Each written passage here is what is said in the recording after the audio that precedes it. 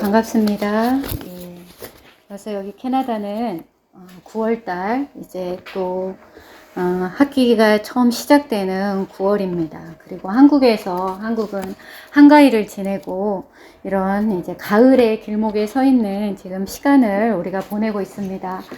우리 조국을 생각할 때 그 태풍으로 인하여서 너무나 많은 피해를 보고 가족을 잃은 사람들이 많습니다. 코로나로 인하여서도 힘든 어려운 경제나 정서적인 그런 상황 가운데 또한 이런 태풍으로 인해 힘들고 어려운 많은 사람들이 있는데, 이럴 때 우리 주님의 은혜가 정말 필요하고 우리 주님의 은혜를 또한 우리들이 믿는 자들이 전달하는 그런 통로가 되었으면 참 좋겠다는 생각을 합니다. 우리 캐나다에서는 어제 지저스 인 더 시티라고 이 도시 안에 주님이 계십니다 라는 그런 행사가 다운타운에서 있었습니다. 네, 주님은 아직도 우리 가운데 살아계시고 일하고 계시는데, 지금 세대는 하나님이 없다고, 신이 부재하다라고 하며 살아가는 이런 세대입니다. 그럼에도 불구하고 우리 믿는 자들이 그런 행동과 목소리를 통하여서 그들에게 전달하고자 하는 그런 모습들, 하나님께서 참 기뻐하시리라는 생각을 합니다. 오늘 말씀은 디모데 전서의 말씀입니다. 디모데는 사람의 이름이고요. 바울이 정말 아들같이 아끼는 목회자입니다. 디모데 전서는 디모데 후서, 그리고 그 뒤에 있는 디도서와 더불어서 바울의 목회 서신입니다. 본서는 사도 바울이 아들과 같은 목회 사역자 디모데를 격려하면서 쓴 말씀입니다.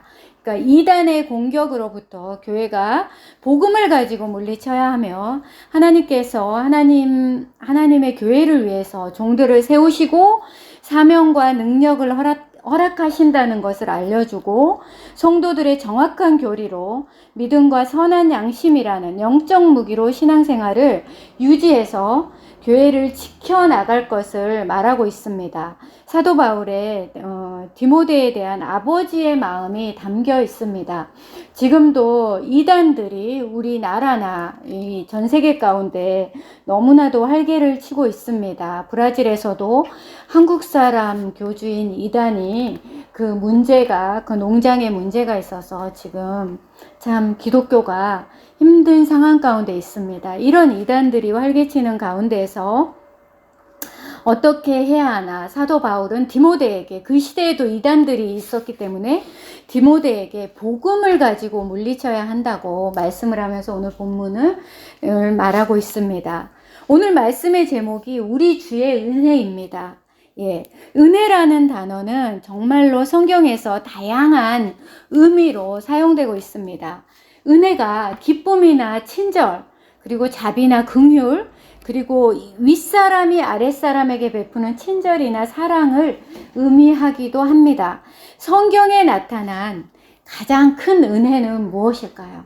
예수님의 성육신 사건입니다.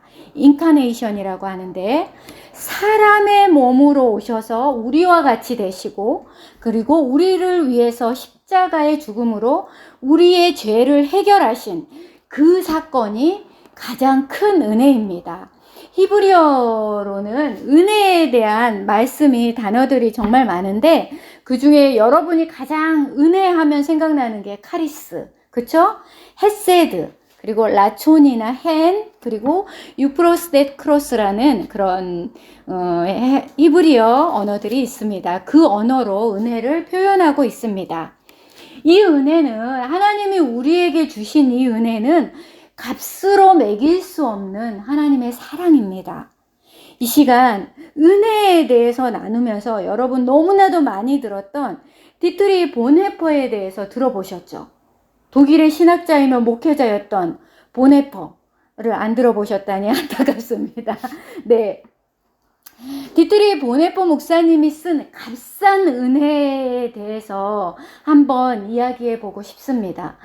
본헤퍼 목사님이 쓴 나를 따르라라는 제목의, 그 제목으로 번역된 책이 있는데, The Cost of Discipleship이라는, 제자도의 대가라는 책에서 그 목사님은 그 값싼 은혜에 대해서 이야기하고 있습니다.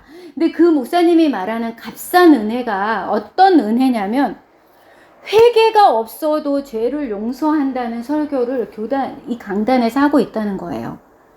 그리고 공동체 훈련이 전혀 없는데도 베풀어지는 세례나 그 다음에 죄 고백이 없이 참여하는 성만찬, 그리고 인격적인 참회가 없는 면죄의 확인이나 순종이 없는 은혜, 십자가가 없는 은혜, 살아계시고 인간이 되신 예수 그리스도가 없는 은혜, 이런 것들이 값싼 은혜라고 말하고 있습니다.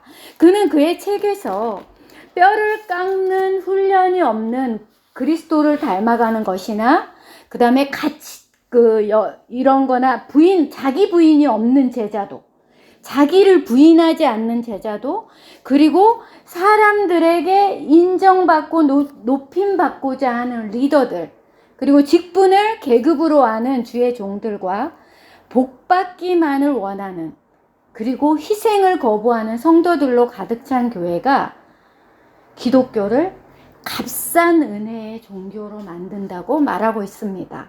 예. 일리가 있지 않습니까? 저는 이 부분에 대해서 상당히 일리가 있다고 생각을 합니다. 예수님을 믿는 사람들을 성도라고 부릅니다.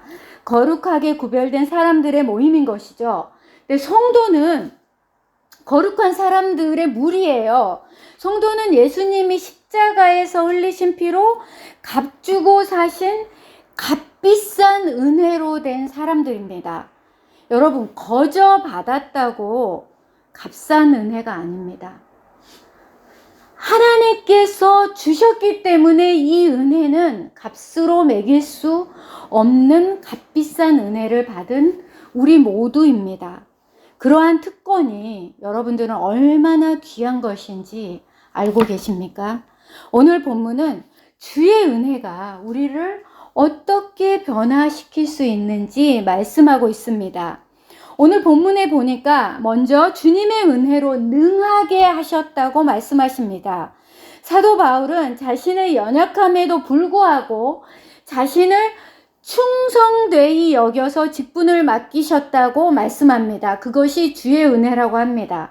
여러분 교회 가운데, 학교 가운데, 그리고 삶의 현장 가운데 어떤 직분을 맡으셨습니까? 그게 여러분들은 나는 그럴만해, 나는 이거를 맡을만 하기 때문에 맡았다고 생각을 하십니까? 아니면 정말 오늘 말씀처럼 나를 충성되이 여기셔서, 충성된 것이 아니라 나를 충성되다고 여기셔서 나를 그 자리에 세워주셨다고 생각합니까? 13절에 보니까 사도 바울은 그가 전에는 비방자요, 박해자요, 폭행자였는데 무엇으로? 주의 긍휼로, 주님의 불쌍히 여기심으로 직분을 맡았다고 이야기합니다.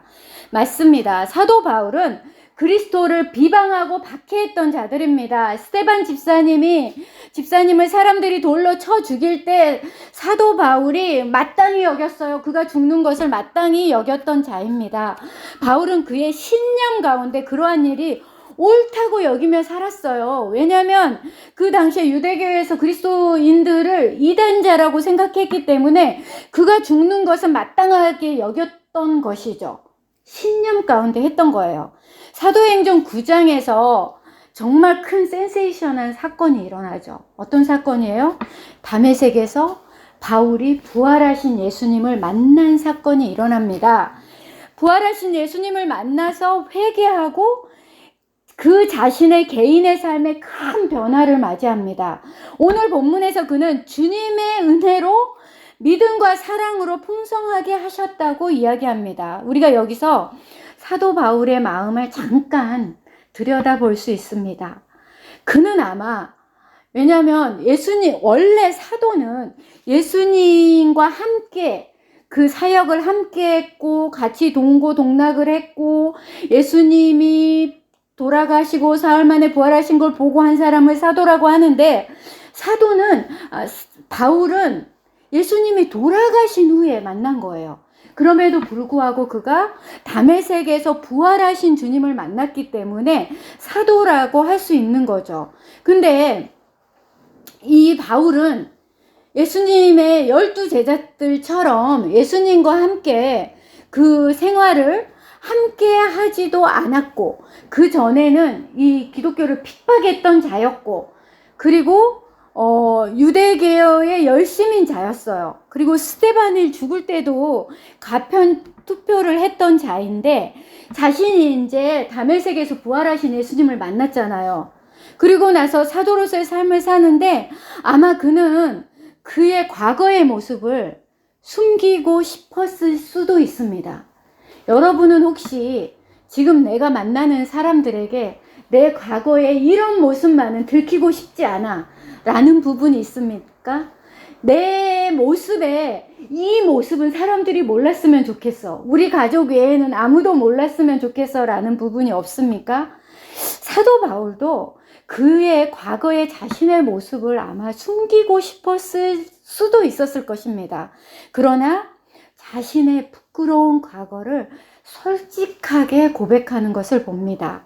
그것은 뭐냐면, 사도 바울이 자신의 무가치성을 인정하고 하나님의 은혜를 강조하기 위해서 하나님을 높이는 모습을 볼 수 있습니다.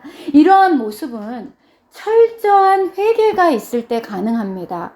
철저한 회개가 없다면 옛 모습을 숨기고 싶어 했을 것입니다. 우리가 신앙생활 하면서 교회 공동체 가운데 살아가면서 내가 가정에서의 모습과 공동체 안에서 내 모습이 다르다면 한번 자신을 생각해 봐야 합니다. 내가 하나님 앞에 철저하게 회개하지 않는 부분이 있는지 돌아보시기 바랍니다. 그러면서 바울은 15절에서 무엇을 이야기하냐면 복음을 이야기하고 있습니다. 미쁘다라는 말을 하죠. 15절에 보니까 미쁘다 모든 사람이 받을 만한 이 말이여 그리스도 예수께서 죄인을 구원하시려고 세상에 임하셨다 하였도다. 죄인 중에 내가 괴순이라 라고 말하고 있죠. 미쁘다라는 말은 믿을만하다, 신실하다 라는 말로 헬라어 피스토스라는 말인데 전적으로 확실하다 라는 말입니다. 복음의 본질인 예수 그리스도께서 죄인을 구원하기 위해서 이 세상에 임하셨다는 것입니다. 그는 죄인 중에 괴수, 죄인 중에 최고인 자신에게 임하셨는데 그것이 은혜이고 그것이 믿음이고 그것이 사랑이라고 강조하고 있습니다. 그는 이것이 신실하다고 강조하고 있습니다. 그는 이전에 유대교에 정통하고 율법에 있어서 으뜸이었지만 이 복음이 믿을만하다는 신실한 것이라고 고백하고 있습니다. 완전히 그는 예전의 삶에서 턴한 거예요. 우리가 어제 토론토 다운타운에서 지저스 인 더 시티 행사를 했는데 그 행사가 그냥 아무 의미 없이 해마다 해야 되니까 하는 행사가 아니라 그거를 통하여서 복음을 드러낸 거잖아요. 십자가를 들고 가면서 예수 그리스도의 그 당시를 재현하면서 사람들에게 복음을 전한 거예요. 보여주는 복음을 전한 거죠. 예, 그겁니다. 우리 사도 바울도 복음의 본질인 예수 그리스도 앞에 그것이 정말 신실하다라고 말하고 있는 겁니다. 또 바울은 그가 은혜, 긍휼을 입은 까닭은 예수 그리스도의 오래 참으심이라고 말합니다. 그 오래 참으심의 사랑은 왜 주님께서 바울을 오래 참으셨을까라고 생각을 해보니까, 왜냐하면 그거는 복음을 전파하여서 많은 사람들에게 영생에 이르도록 네가 돕는 자로 내가 너를 세우기 위해서 너를 오래 참았어 라고 말하고 있어요. 바울이 유대교에서 분명히 그는 정말로 세상적으로 말하면 고속 승진을 할 수 있는 사람이었습니다. 근데 그 단계에서 고속 승진하고 있는 단계에서 예수님이 다메섹 사건을 통하여서 바울을 불러와서 어떻게 해요? 복음 전파의 사명을 감당하기 위해서 그 여태까지 참으셨다라고 말하고 있죠. 여러분, 고린도전서 13장을 우리가 사랑장이라고 이야기합니다. 고린도전서 13장에 보면 아무리 많은 은사를 가졌다 할지라도 사랑이 없으면 아무것도 아니라고 말합니다. 여러분 은사 많으시죠? 여기 앉아 계신 분들은 제가 봤을 때는 은사가 정말 많으신 분들이에요. 탤런트가 정말 많은 분들이에요. 근데 거기 안에 사랑이 없으면 아무것도 아니라고 말합니다. 우리는 주 안에서 하는 모든 것이 사랑의 기초 안에 세워져야 합니다. 주님은 우리에게 십자가에서 오래 참는 사랑의 방법을 알려주셨습니다. 묵묵하게 하나님의 말씀을 순종하면서 가는 사랑, 나를 드러내지 않는 사랑, 나의 유익을 구하지 않는 사랑, 모든 것을 감싸주고 바라고 믿고 참아내는 사랑에 대해서 알려주셨습니다. 이러한 모든 것으로 말미암아서 사도 바울은 고백합니다. 오늘 본문의 17절에 뭐라고 고백합니까? 주님을 영원한 왕, 홀로 하나이신 하나님이라고 찬양합니다. 모든 존귀와 영광을 영원히 찬양한다고 고백하고 있습니다. 우리 모두의 고백이 되기를 원합니다. 네, 주님은 우리를 능하게 하셨습니다. 우리는 능하게 하신 주님 안에서 어떻게 살아가야 하겠습니까? 우리는 먼저 우리의 신분이 바뀌었다는 것을 알아야 합니다. 하나님의 자녀로, 우리는 하나님의 자녀로 신분이 바뀌었기 때문에 더 이상 이 세상 가운데 살면서 비방자, 박해자, 폭행자로 살아서는 안 되겠습니다. 하나님의 자녀의 합당한 자로 살아야 할 것입니다. 변화가 없는 자, 우리가 하나님을 믿었는데도 예전하고 삶이 똑같아요. 언행 심사가 다 똑같아요. 그거는 회개가 없는 자입니다. 자신의 옛 생활에서 회개가 없는 자는 온전히 하나님을 아버지로 받아들이지 않는 자들입니다. 스스로 착각 가운데 살면서 자기 열심을 품은 자들입니다. 교회 봉사가 믿음의 표현의 전부인 것처럼 살아가는 사람은 교회 일만 보이고 하나님이 보이지 않을 때가 있습니다. 말씀과 기도와 봉사의 일을 성령의 지혜 가운데서 행하여야 합니다. 우리는 공동체에서 어떤 직분으로 섬기든지 말씀과 기도로 자신을 돌아보고 하나님과의 관계를 점검해야겠습니다. 빌립보서 4장 13절에 보면 내게 능력 주시는 자 안에서 내가 모든 것을 할 수 있느니라 라고 말씀하고 있습니다. 이 말씀은 단순히 불가능이 없어 이런 말이 아니라 어떠한 형편 가운데서도 내가 비천에 처하든 풍부에 처하든 어떠한 형편 가운데도 굴하지 않고 그리스도를 의뢰함으로 끝까지 사명을 감당하리라는 소명의 확신을 말하고 있습니다. 능력 주시는 자 안은 예수 그리스도 안을 의미합니다. 우리가 예수 그리스도 안에 있을 때 우리는 어떠한 환경에서도 모든 것을 할 수 있다라는 말씀입니다. 그리스도 안에 있을 때 우리는 회개에 합당한 열매를 맺는 삶을 이 세상 가운데서 살아갈 수 있습니다. 이것이 하나님의 은혜입니다. 예. 주님 안에 사는 우리는 또 어떻게 살아가야겠습니까?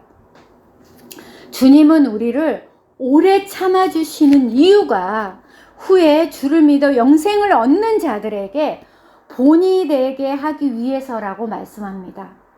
복음 전파의 사명을 감당하며 살아가야 하는 이유입니다. 우리가 우리의 삶의 현장에서 어머, 교회 다니시는 분이세요? 몰랐어요. 교회 다니셨구나. 라는 말을 듣지 않아야 하지 않겠습니까? 그렇군요. 어쩐지 다르시더라. 교회 다니셨구나. 이런 말을 들어야 되지 않겠습니까? 지금 우리가 살아가는 시대는 우리 하나님을 멸시하고 무시하고 없다고 말하는 사람들이 많은 세대입니다. 영적 전투 가운데 우리는 살아가고 있습니다. 우리는 하나님의 군사들이 되어서 복음을 들고 나가야 합니다. 여러분, 복음을 들고 나가는 것이 혹시 부끄럽습니까? 복음을 말하면 관계가 끊어질까 봐 걱정이십니까? 디모데후서 2장 3절로 4절에 보면 군사로 다니는 자는 모집하는 자를 기쁘게 하는 자라고 말하고 있습니다. 우리 부름받은 자들은 예수님의 군사들입니다. 함께 고난을 받을 수도 있고 받아야 합니다. 자신의 삶보다 그리스도께 기쁨이 되는 삶을 살아야 합니다. 성도는 하나님의 백성이 되었다는 것을 말합니다. 하나님을 위해 자신의 모든 삶을 들여서 하나님의 나라가 확장되는 일에 쓰임받아야 합니다. 주님을 기쁘시게 하는 일이 무엇인지 날마다 구하면서 나가야겠습니다. 여러분, 여러분에게 하나님의 은혜는 값싼 은혜입니까? 아니면 이 값으로 매길 수 없는 정말 귀중한 은혜입니까? 하나님의 은혜는 목숨도 아끼지 않는 은혜이며 오래 참는 은혜이며 능력을 주시는 은혜입니다. 그 은혜를 믿을 만한 신실한 은혜입니다. 이 은혜를 누리는 것 정말 중요합니다. 그런데 이 은혜가 우리들 안에만 머물러 있지 않고 많은 자들에게 복음으로 흘러가는 것이 더욱더 중요합니다. 내가 하는 말 한마디가, 내가 베푸는 1달러가 어떤 이에게는 생명을 살리는 것이 될 수도 있습니다. 예, 우리의 가진 복음이, 우리의 가진 물질이, 우리의 가진 사랑이 우리의 이웃들에게 흘러가기를 원합니다. 영원하신 왕, 곧 썩지 아니하고 보이지 아니하고 홀로 하나이신 하나님께 존귀와 영광이 영원 무궁토록 있을지어다. 아멘. 함께 기도하시겠습니다. 하나님 감사합니다.